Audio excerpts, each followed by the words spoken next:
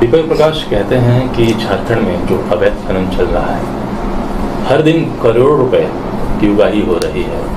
ये जो अवैध खनन हो रहा है, ये कहाँ जा रहा है? ये जो करोड़ों रुपए की उगाही हो रही है, ये किसको प्राप्त हो रही है? देखिए, मैंने कई दफ़ा सार्वजनिक रूप से भी मैंने कहा है कि हमने बहुत तहकीकात करने की कोशिश की। मैं आपको एक पार्टिकुलर जगह पर सिर्फ ले जाता हूँ, पूरे राज्य के बारे में नहीं कह रहा हूँ। पूरे राज्य में अगर उसके बाद आप आकलन कर सकते हो, खाली BCCL का मैं कह रहा हूँ।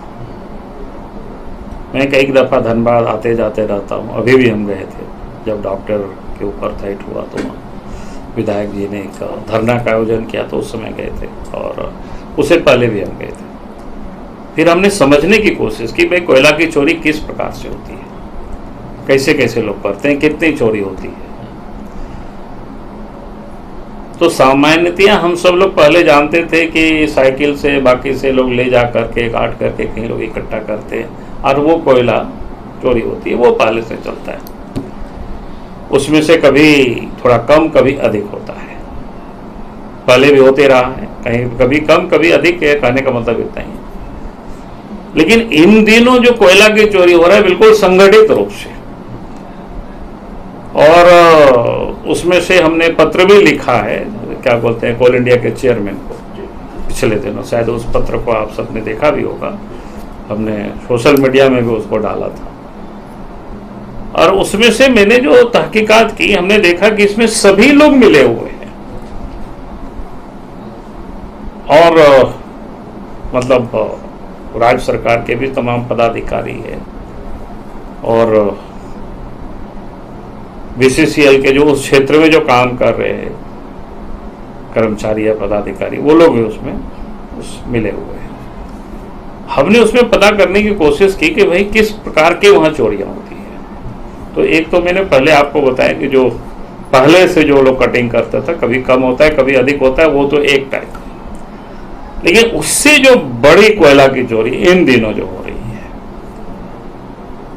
जहां आउटसोर्सिंग से जो कंपनी कोयला को कटिंग करती है, जैसे BCCL से उन्होंने काम लिया, CCL से काम लिया, तो खाली मैं BCCL का बता रहा हूँ, बाकी जगहों के भी वही है, जितना ऑपरेट करने के जो तौर तरीके हैं।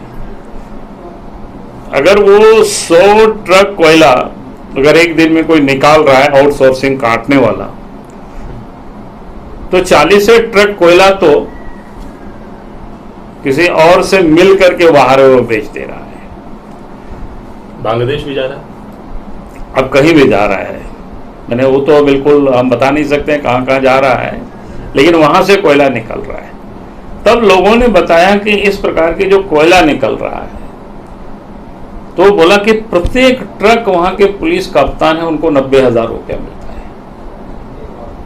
DSP को 30,000 रुपया मिलता है। जिन जिन थाना के एरिया से गुजरता है, यानी GT रोड चढ़ता है या बाकी कोई प्लांट में जाता होगा, तो प्रत्येक थाना को 10,000 रुपया मिलता है पर टन। मैंने क्या बोलते हैं, ट्रक का जो भाड़ा होता है 500 रुपया वो मिलता है, 30,000 रुपया लोडिंग चार्ज है, 50,000 रुपया मिसलेनियस जो खर्च होता है, उसमें नेता भी है, उसमें पत्रकार भी है, यानी जो भी जिससे उनको खतरा महसूस हो, उन लोगों के बीच में उस पैसे को ये लोग बांटता है कुल मिला करके। तो मैंने पूछा कि भाई इतनी बड़ी रकम अगर लोग बांट रहा है, और वो जो 90,000 लेता है वो बोला कि ऊपर तक जाता है, उसमें अब कितना क्या जाता है वो अलग इशू उसकी। तो हमने उतना उनसे पूछे तभी पता चलेगा, जो देने वाला तो बताएगा नहीं, लेने वाला जो है। तो हमने पूछा कि इतना पैसा कैसे होता है। बोला कि एक जो ट्रक जो चलती है आजकल, जो बड़ी ट्रक निकली है, इसमें 40 से 45 टन कोयला जाती है, और प्रत्येक टन की कीमत बताया कि 10 से 11,000 रुपया, 12,000 रुपया कोयला की कीमत है, यानी 4 लाख रुपया है। तो इस प्रकार से तो हमने वहां जोड़ करके देखा, आए दिन अखबारों में छपते रहता है, फिर लोग बताते हैं कहाँ कहाँ से कितना कोयला निकलता है। तो लगभग उस BCCL के इलाके से 1,000 करीब ट्रक प्रत्येक दिन कोयला को टपा रहे हैं। अब उसके बाद आप CCL का क्षेत्र देख लीजिए कितना होगा, ECCL के क्षेत्र में क्या होगा। तो तो अंदाज लगा सकते हो तो कितनी बड़ी रकम की पैसे की लूट हो रही है। और सारी चीजों की जानकारी सरकार को है, ये बिना सरकार के नॉलेज में हो ही नहीं सकता। और उसमें से हाँ, और 30,000 रुपया लोग बताया CISF को भी मिलता है, जो कि वो सुरक्षा करते हैं।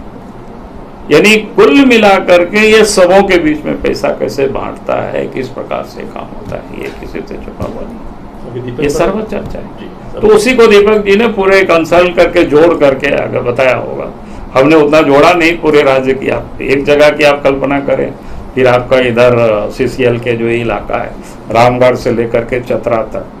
हाँ, चतरा के लोग आए तो लोग बताया कि साहब 9 बजे रात से सुबह तक जो भी ट्रकें चलती है वो इलीगल कोयला लेकर के बिहार की ओर पार होती है, चतरा होकर के। बल्कि हमसे लोग बोला कि क्या करें, कभी हम लोग रोकें कि क्या करें, तो हमने कुछ नहीं बोला लोगों को, खाली मैंने सुन लिया उन लोगों की बात को।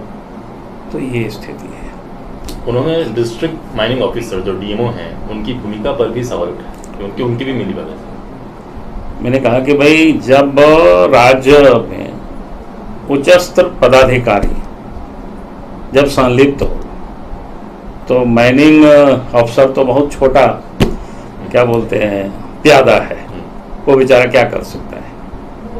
तो इसलिए उनको मैं कोई दोषी नहीं मानता हूँ, कर भी कुछ नहीं सकता है।